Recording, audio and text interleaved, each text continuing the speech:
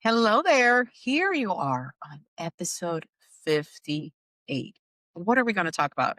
We're going to talk about protein, fiber, intermittent fasting, and GLP-1, and what actually helps with improving your insulin sensitivity. If you have ever felt overwhelmed by conflicting advice, that is another thing that most people share with me, and they hear all these things in forums, in Facebook groups, all of these places. Eat more protein. No, you need to eat more fiber. No, you need to snack every 2 hours. No, you need to stop snacking or skip breakfast or skip dinner or fast longer. There's a 16-8. There's an 8-16. Or no, fasting is going to ruin your metabolism. Okay, I know. I'm already getting railed out. You're confused because context matters. And solutions are not cookie cutter. What may work for one person may not work for you. So you have to look at the science. You have to look at how many people have done this and it works. There are some solutions that work with one person. It doesn't mean that it's going to work with everybody. And there are elements also that maybe they're incorporating that they're not even telling you. And that's why it actually worked. So today I want to break down what helps insulin resistance, how these tools work in your body, and when they support your metabolism. Also, when they don't. Let's talk about all of this because we don't want extremes. We don't want rigid rules. That is something that I personally don't advocate. It's not part of my philosophy in terms of coaching. But let's think about physiology, what is happening in your body, and clearly explain it. I want to welcome you back to the Path to Better A1C podcast. If you don't know me, I am your host, Jenny Pena, a National Board Certified Health and Wellness Coach, a diabetes prevention program lifestyle coach, and I am the founder of GenP Coaching, as well as the creator of my signature program, 12-week program, the A1C Reset Protocol. I help men and women, busy professionals, improve their insulin sensitivity, lower their A1C, prevent diabetes, lose weight, and all that while building sustainable habits. That's without extreme diets or burnout. And this is episode 58, part of our 2026 insulin resistance and weight loss series. Because we know it's January, it's the beginning of the year, and this is an area of focus and an area that a lot of people ask me about. Now, let's talk about protein. Why everybody all of a sudden now is telling you to eat more protein? Let's talk about this. It helps with feeling full. It helps with stability. It helps with blood sugar support. Now, I'm going to tell you this one thing. I'm going to burst your bubble a bit. And trust me, I am the strongest advocate in terms of protein. Protein isn't magic, but it's foundational. And here's why. Protein slows your digestion. It reduces your blood sugar spikes. It will increase your hormones that help feeling you full. When you're feeling full, those hormones that give that note to your brain, protein has a role on that. It also helps preserve lean muscle, especially during weight loss. Because if you are not eating enough protein, you end up losing muscle instead of fat. And I joke with my clients, I always tell them, if they're called Jenny, I'm going to use my own name. I'm like, well, you don't want flabby Jenny. You want strong Jenny, right? So if you want to do that, you need to prioritize protein. That's how I say it in a jokingly way. Now, for people with insulin resistance, protein actually helps prevent that sharp glucose swing. Remember that I keep talking about the blood sugar roller coaster and all of that? When it happens, constantly, your body becomes more resistant to insulin. That is the biggest thing. That's why it's so connected with blood sugar imbalances and how by balancing your blood sugar, you're working on improving your insulin. It's going to make meals feel more satisfying, more stable, and you're just going to have more energy. And this is why adding protein at breakfast often changes the entire day. If there's like one thing that I tell most of my clients to do, it's definitely that. Like, okay, you don't know where to start? Please start with breakfast. Because I know that the moment that they incorporate protein for breakfast consistently, a lot of different things start changing. Fewer cravings, they feel more energy, they have a bit less of the grazing later on. And not because it's a rule, it's because it supports physiology. Now, let's talk about fiber. Fiber is another element that not many people talk about, I have to admit. It's not sexy. It's not a sexy macro, right? Like before, it used to be all about fat and having everything low fat. Then now we're switching to protein, but fiber seems to be that unspoken hero that not many of us talk about. And it's amazing. It has a great role in terms of glucose absorption and metabolic support because fiber works a bit different than protein. Fiber slows carbohydrate absorption. It slows carbohydrate absorption and reduces that post meal glucose spike. That's why when you hear about dietitians telling you go for the complex carbs, right? Like make sure it has the skin if you're eating the fruit, or if you're getting those non starchy vegetables, right? That they have more fiber. Why? Because it will reduce that spike. And when it reduces that spike, it's going to improve your insulin sensitivity over time. And not only that, but it also supports your gut health, which affects your metabolism. And soluble fiber in particular helps smooth out blood sugar so that energy feels a bit more stable. And hunger signals, they become easier to read when fiber is a constant in your diet.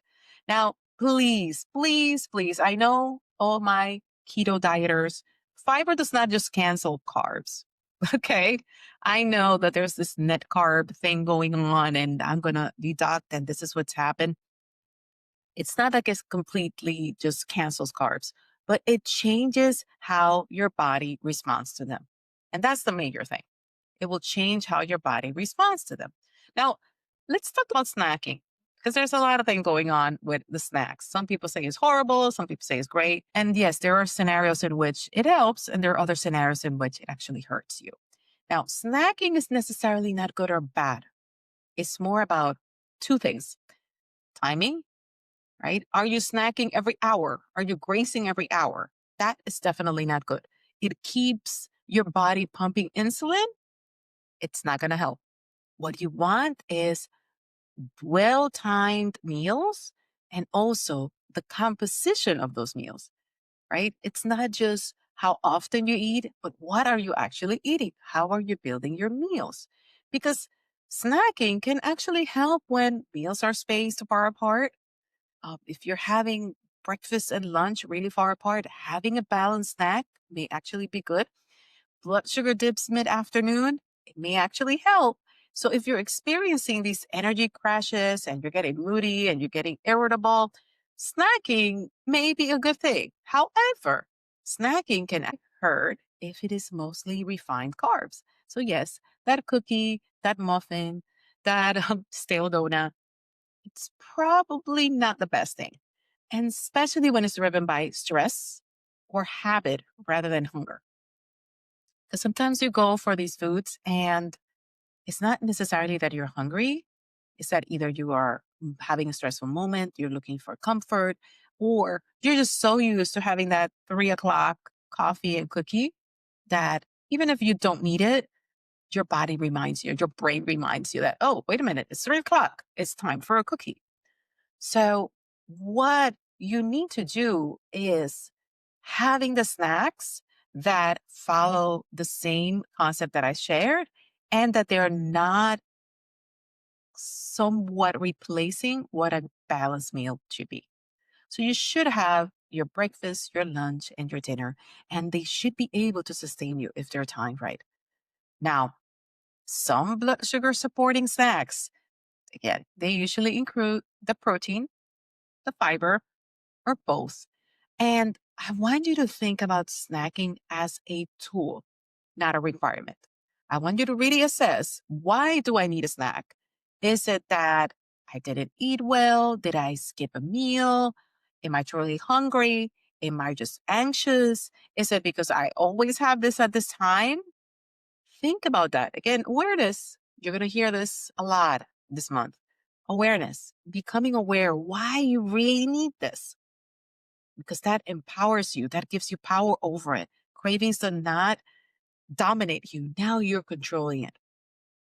Now let's talk about intermittent fasting. And I know some of my listeners are avid intermittent fasters, and I know there are books out there and there's a lot of theories out there. So we'll talk about it.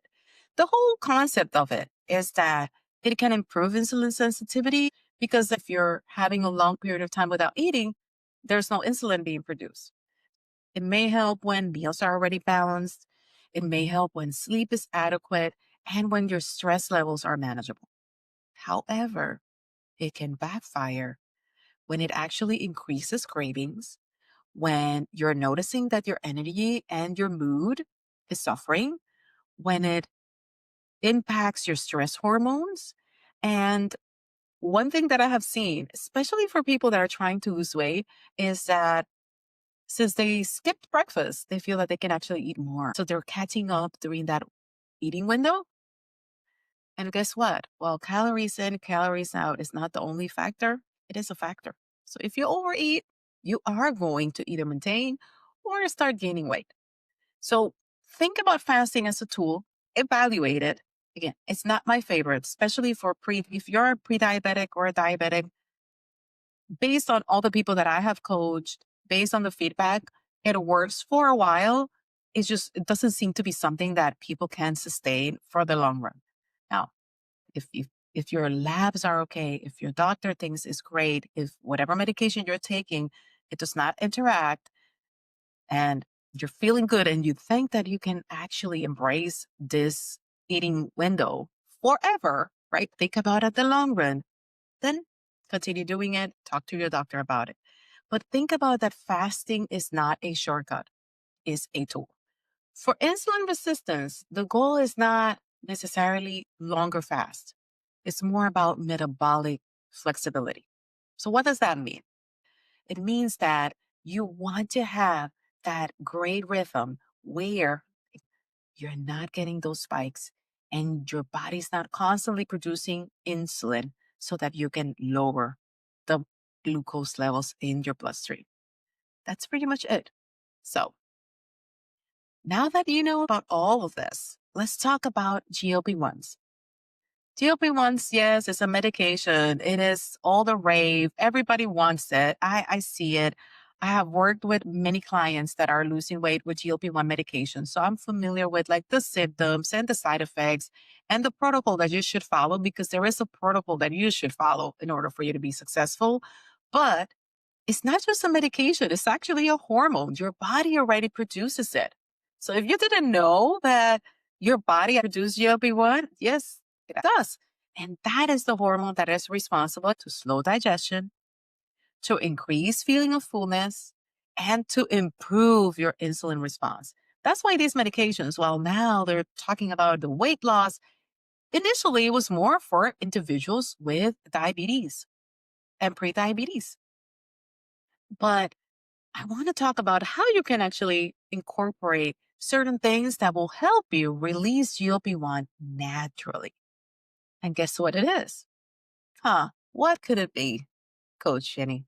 Protein, fiber, having balanced meals, having stable blood sugar patterns. That is how you help your body produce GLP-1 naturally. Medications do amplify that signal, but the foundation is really that metabolic support, not the restriction. So think about all these things as tools, not absolutes. And think about how you can incorporate protein and fiber and how you can improve your snacking. I'm not a strong advocate. You're going to know that. Sorry, that is just my opinion. But if you feel that fasting may be something that you want to explore, talk to your doctor. Make sure you check with your medications. Some medications, including GLP-1s, you're not actually recommended to do intermittent fasting while you're on GLP-1s. If you're working with me and you're on a GLP-1, I'll tell you, if you are doing intermittent fasting before, please cease to do that while you're on the medication. You can take it back when you're back without the medication. Okay? Another thing that a lot of people, when they get into GLP-1 medications, they're thinking like, I am never hungry. So I just don't eat. And I'm like, well, the medication goes away and the cravings kind of come back and the food noise come back and you're not adjusting a lot of different habits while you're taking a medication, it is going to backfire. Well, we're going to talk a little bit more about that. Now, for the takeaway, for the action step, you know how I love to give you something to do after every single podcast episode. This week, choose one adjustment.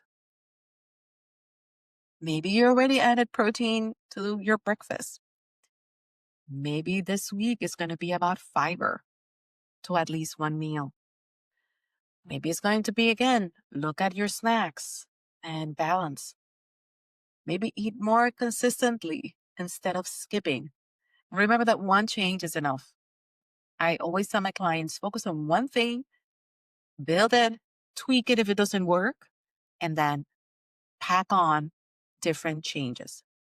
Because if you try to change everything all at once, it's just doomed to fail. Now, next week, I'm going to talk about how insulin resistance is a hormone issue. Weight loss, PCOS. I was diagnosed with PCOS when I was in my 20s, and I have been able to manage it. I was diagnosed with prediabetes when I was in my 20s and not overweight or obese. It was just purely my habits were horrible. And if you are familiar, if you have followed me on social media, you probably are familiar with my story. But we are going to talk about these things and look at the bigger hormonal picture, because ultimately insulin is a hormone. It's not just a blood sugar marker. And we are going to talk about weight loss and why it feels harder, especially when you have diabetes and prediabetes, and for my ladies that have PCOS, because hormones work together and they don't work in isolation. So when one hormone is a little bit out of whack, it just impacts everything else. So if you have ever felt like your body is fighting you, probably next episode will explain why. If this episode helped clarify what actually supports insulin resistance, please follow the podcast so you don't miss what's next. Share it with someone that maybe is overwhelmed with food rules and all these things. And check the show notes always for free resources, programs, offerings, free webinars. And remember, your body responds best when it's supported, not when it's controlled. I'll see you next week.